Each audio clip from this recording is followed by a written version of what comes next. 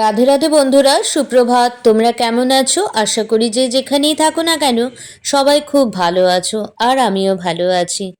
আলোর শহর চন্দননগর থেকে আমি তমালি বলছি। তমালির সাতকাহন চ্যানেলে আরও একটা নতুন দিনে নতুন ব্লগে তোমাদের অনেক স্বাগত। আজকে দিনটা বৃহস্পতিবার আর বাজে প্রায় 6:30।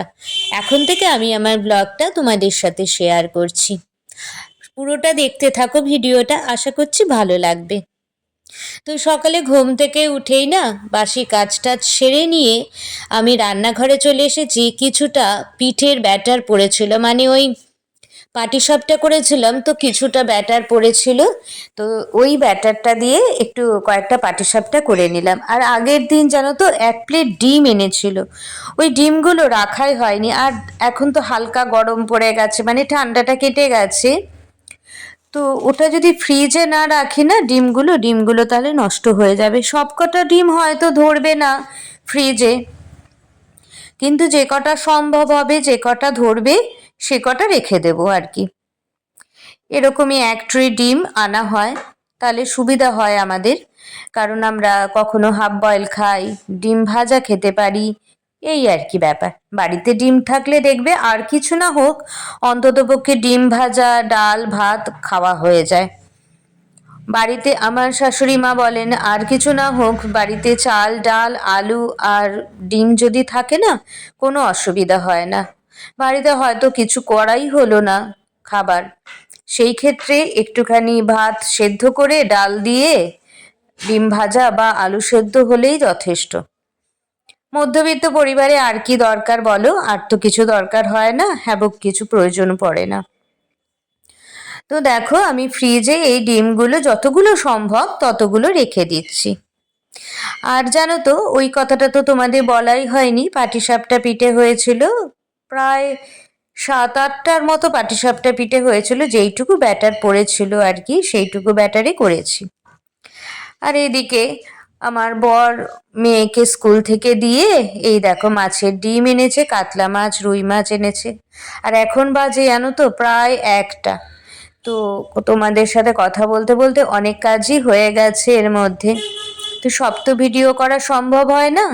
এখন দুপুর 1টা বাজে, তো রান্না করতে চলে এসেছি। মা মাছ ভেজে রেখেছিল, আমি একটু ওই আলু শিম দিয়ে মাছের ঝোল করলাম। কাতলা মাছ এনেছিল, সেই কাতলা মাছের ঝোল করলাম।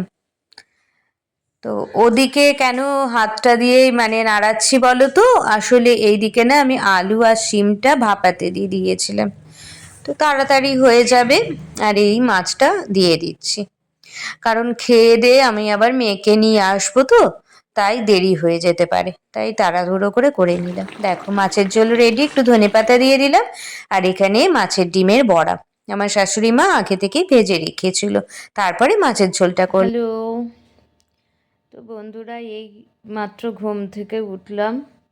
অনেক দিন পর একটু দুপুরবেলা শুয়েছিলাম, আর ভালো লাগছিল না, তো তার জন্যে আর কি। এখন বাজে প্রায় 6টা।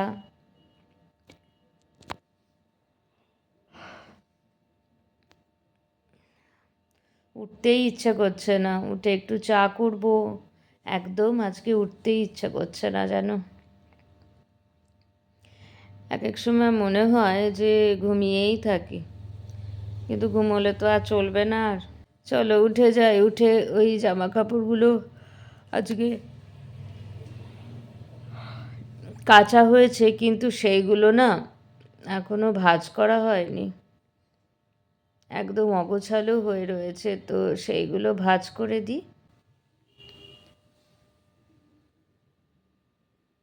আর জানো তো আজকে সন্ধ্যাবেলায় না আমার টিউশনটা ছিল না, তার কারণ সবারই এখন পরীক্ষা চলছে, ডিগ্রি কোর্সের উচ্চ মাধ্যমিক কয়েকদিন পর থেকেই তো আরম্ভ হবে আর কি।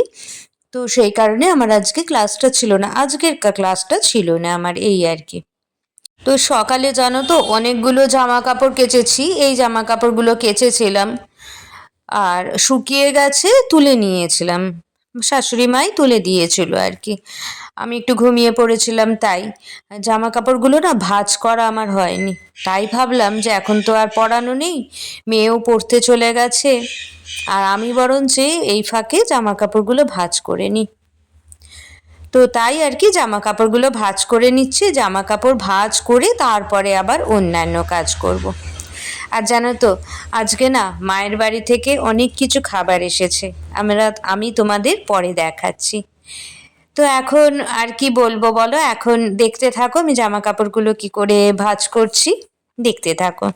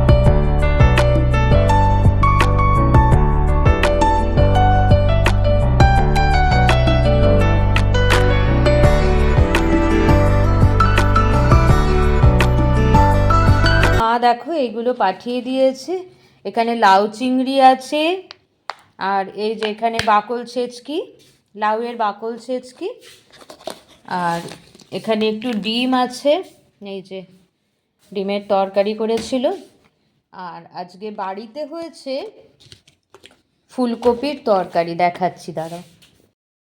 এখানে ফুলকপির তরকারি হয়েছে, আলু ফুলকপি কড়াইশুঁটি দিয়ে, আর এখানে একটু সুজির পায়েস হয়েছে। এই আমাদের ডিনার। তো বন্ধুরা খেয়ে দিয়ে চলে এসেছি, এখন বাজে 11:30, কিন্তু 11:30 খেয়ে আসেনি, 11টার সময় খেয়ে চলে এসেছি। এখন ভিডিও এডিট করব, তারপরে শোবো। এখনও বিছানা করা হয়নি, বিছানা করব, তারপরে শোবো আর কি। একটু মুখে ক্রিম মাখবো।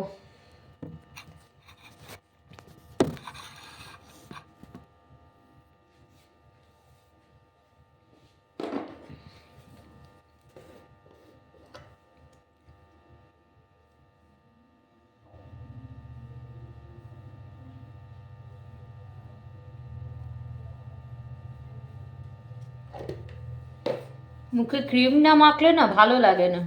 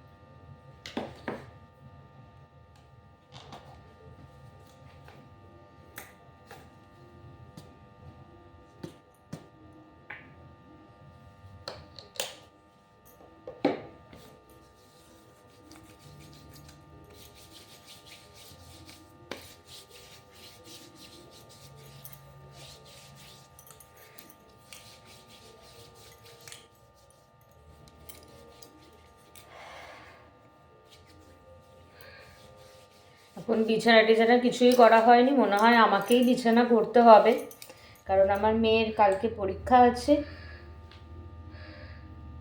ও তো এখন ঘরে আসবে না, ও বারান্দায় পড়াশুনো করছে।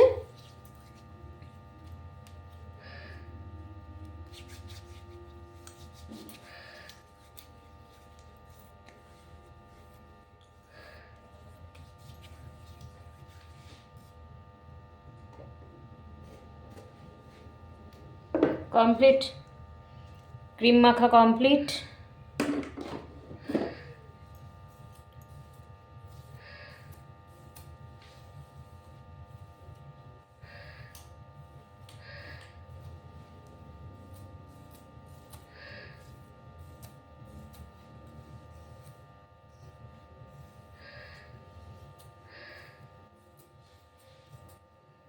তো বন্ধুরা, আজকের মতো ভিডিওটা এখানেই শেষ করছি, আর বাড়াচ্ছি না। কালকে নতুন একটা ভিডিও নিয়ে তোমাদের কাছে আসবো। ততক্ষণ তোমরা ভালো থেকো, সুস্থ থেকো, আমিও ভালো থাকবো।